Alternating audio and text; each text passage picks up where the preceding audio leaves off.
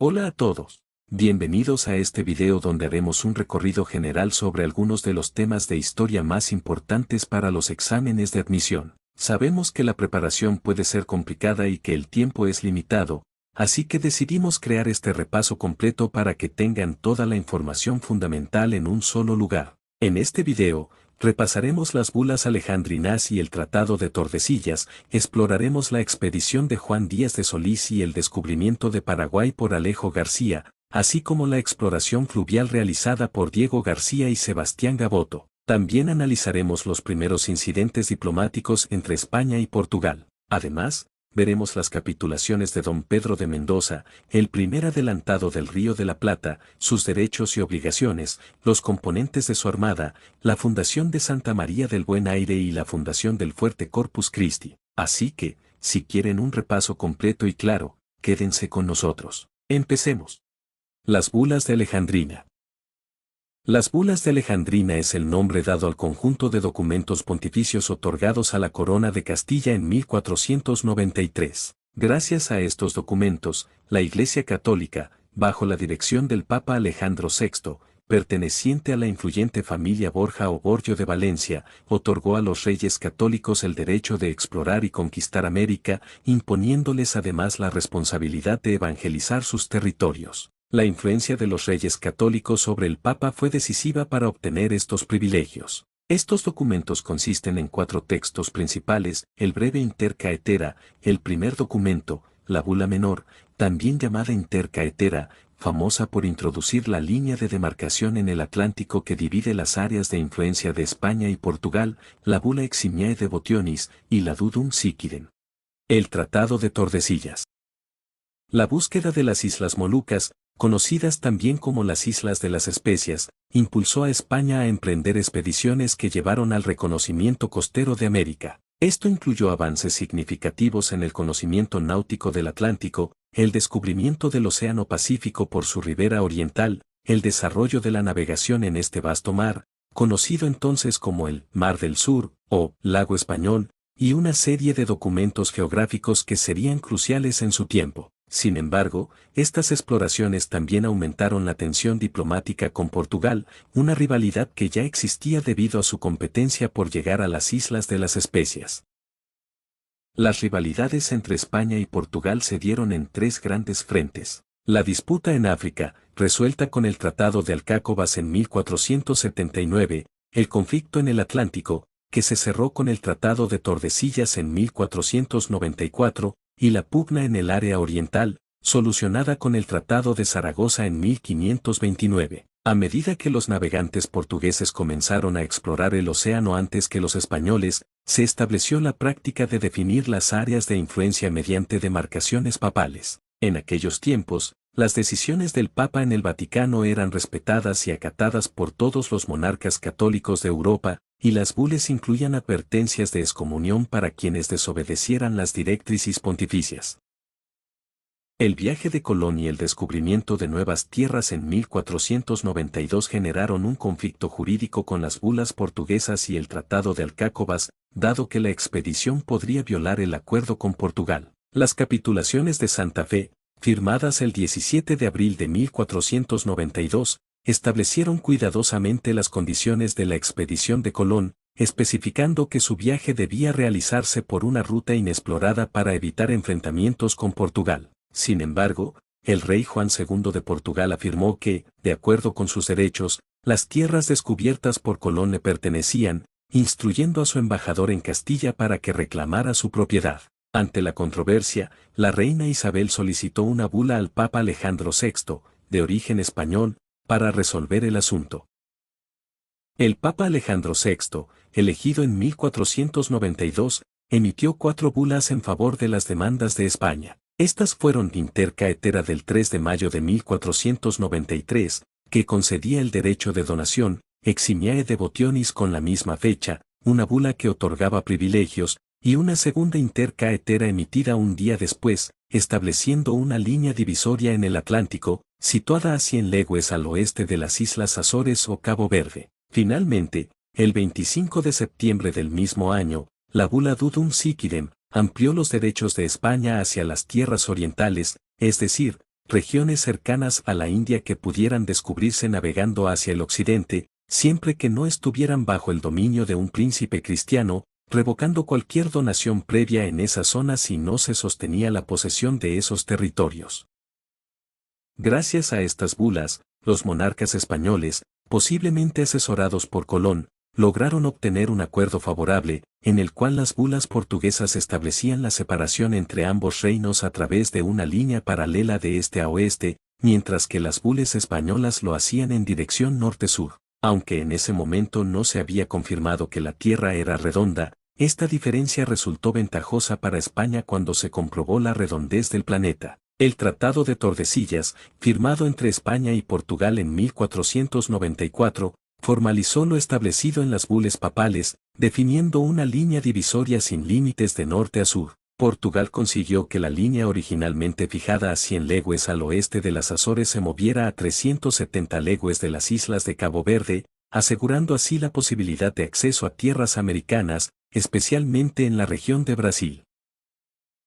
A partir de estas bulas y el Tratado de Tordesillas, y tras el descubrimiento del Mar del Sur, por Vasco Núñez de Balboa en 1513, se confirmó la redondez de la Tierra con la expedición de circunnavegación de Magallanes y Elcano entre 1519 y 1522. Esto permitió que la línea de demarcación se extendiera en ambos hemisferios, dividiendo el planeta en dos mitades y dejando bajo control español gran parte del Océano Pacífico. Este acuerdo, aunque criticado por otras potencias europeas como Francia y los Países Bajos, que no fueron incluidas en el reparto, sirvió como base para la legitimación de la posesión española en la región.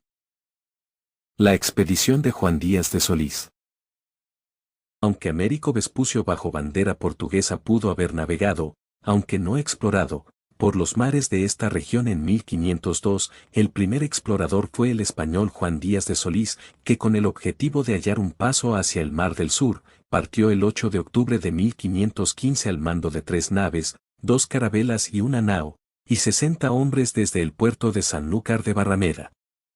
A primeros de febrero de 1516 llegaron por la costa oriental a Punta del Este, desembarcaron y tomaron posesión del territorio en el llamado Puerto de Nuestra Señora de la Candelaria, a unos 130 kilómetros de donde siglos más tarde se fundaría la ciudad de Montevideo. Desde allí, las naves avistaron el gran río al que los nativos llamaban Paranaguazú, grande como el mar o río como mar, mar dulce para Solís, y que sería conocido durante muchos años como Río de Solís.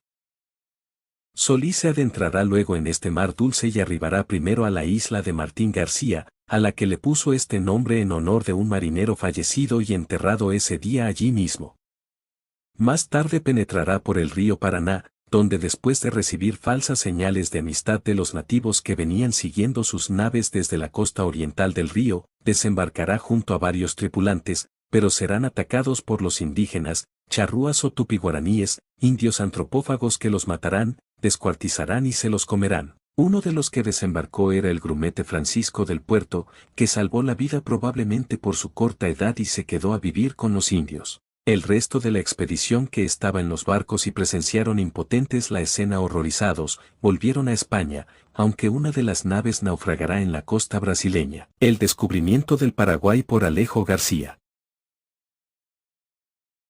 Así ocurrió, frente a las costas de Brasil una de las carabelas naufragó y de los 18 tripulantes, 7 fueron apresados por los portugueses y, posteriormente, canjeados por otros tantos portugueses presos en España. Otros, entre ellos Alejo García, fueron informados por unos indios tupiguaraníes de la existencia de una montaña llena de metal de plata en el interior del continente donde gobernaba un monarca al que llamaban Rey Blanco. Por ello abandonaron la costa y junto con algunos centenares de indios se internaron en el territorio y, tras cruzar el río Paraguay y el Chaco, llegaron hasta los contrafuertes andinos. Cuando regresaban al punto de origen, cargados de riquezas, murieron por un ataque perpetrado por los indios del río Paraguay, aunque un superviviente consiguió llegar hasta Brasil y contar todo lo sucedido. El resto de la expedición que había continuado rumbo a España, había llegado a Sevilla en el mes de septiembre del año 1516. Exploración fluvial de Diego García y Sebastián Gaboto. Los dos siguientes exploradores partieron de España casi al tiempo y llegaron al río de Solís también con poca diferencia, fueron Sebastián Caboto y Diego García de Moguer. El primero en llegar fue Caboto, quien al servicio de la corona de España, partió desde Sevilla el 5 de abril de 1526 al mando de una flota con 250 hombres, en 4 naves, Santa María de la Concepción, Santa María del Espinar, La Trinidad y San Gabriel. Su misión era repetir el viaje de Magallanes a las Molucas y volver con las especias. En la costa brasileña, muy cerca del estuario del Plata, naufragó una de sus naves en la isla Catalina y escuchó boquiabierto fabulosas historias sobre ciudades de oro y sierras de plata, al encontrar en el río de los Patos, Itajay, a Enrique Montes y Melchor Ramírez, náufragos supervivientes de la expedición de Juan Díaz de Solís, quienes ofrecieron sus servicios como intérpretes. Caboto deliberó entonces sobre un cambio de planes para remontar el río de la Plata e incursionar en el Paraná. Así las cosas, Caboto decidió abandonar totalmente su misión de busca de un paso hacia el continente de Asia para dedicarse a encontrar unas riquezas que, si realmente existían, no eran fácilmente accesibles.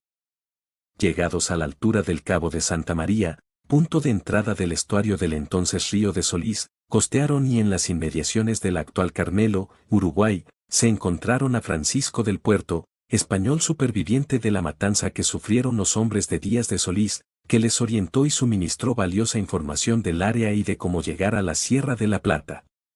En la primavera de 1527, en la costa oriental del río de Solís, frente a la desembocadura del Paraná, Caboto construyó un primer fortín, el fuerte de San Lázaro, que pronto sería abandonado. Poco después, el 9 de junio de 1527 y tras una desafortunada travesía por el río Uruguay, cerca de la confluencia del río Carcarañá en el río Paraná, unos 50 kilómetros más al norte de la actual ciudad argentina de Rosario, levantó otro modesto fuerte al que llamó Santi Espíritu. Esta primera fortaleza española de la región era precaria, de barro y madera, rodeada por una veintena de ranchos destinados a los tripulantes. De inmediato se sembró trigo, cebada y abatí, maíz.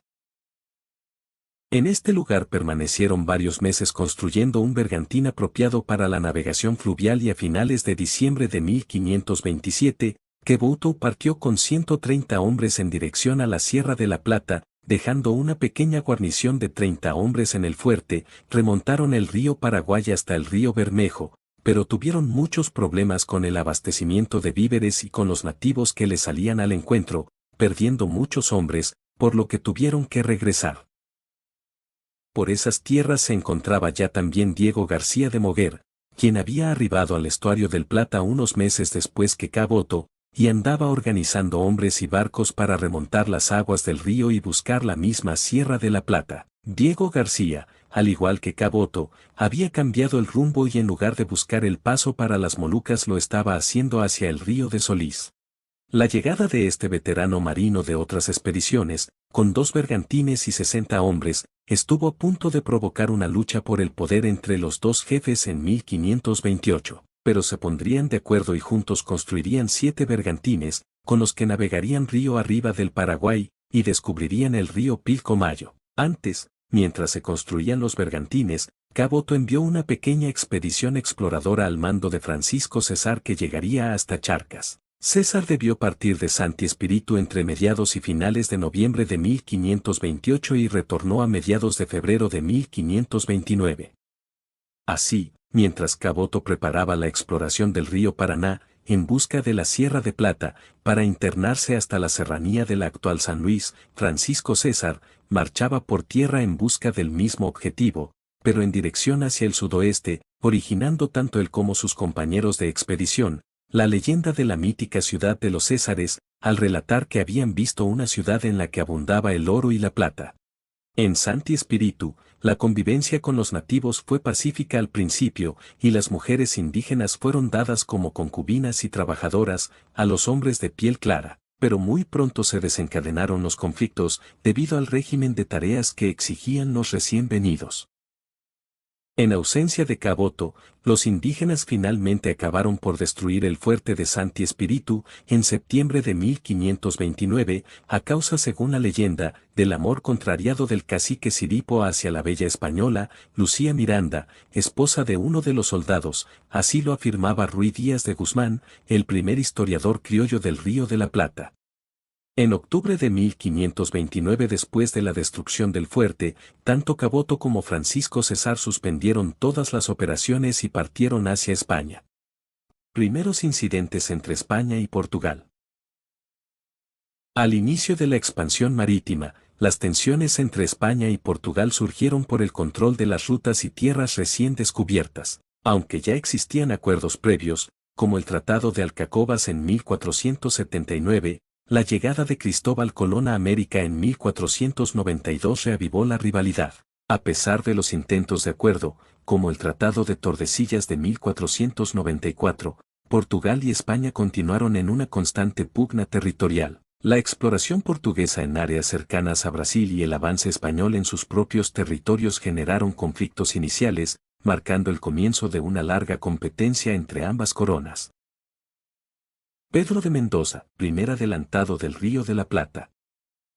Pedro de Mendoza nació en Guadix en 1499 en una familia con lazos a la nobleza española. De joven, fue nombrado paje de cámara del emperador Carlos V y, años más tarde, se unió a la Orden de Santiago, lo que impulsó su carrera en la corte. Acompañó al emperador en misiones diplomáticas y militares, destacando su participación en el ejército que tomó Roma en 1527. Su carrera militar y sus lazos en la corte lo llevaron a postularse para liderar una expedición al Río de la Plata, respaldada por la corona española. En 1535, Mendoza partió hacia América con la misión de fundar una ciudad y afianzar el dominio español en la región. Sin embargo, la travesía fue difícil, y en tierras americanas enfrentó enfermedades y conflictos. Aún así, fundó la ciudad de Buenos Aires, aunque la escasez de recursos y los enfrentamientos con los pueblos indígenas complicaron su establecimiento. Ya gravemente enfermo, Mendoza emprendió el viaje de regreso a España.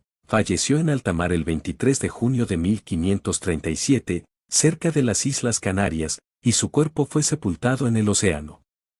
Derechos y obligaciones del adelantado y componentes de su armada.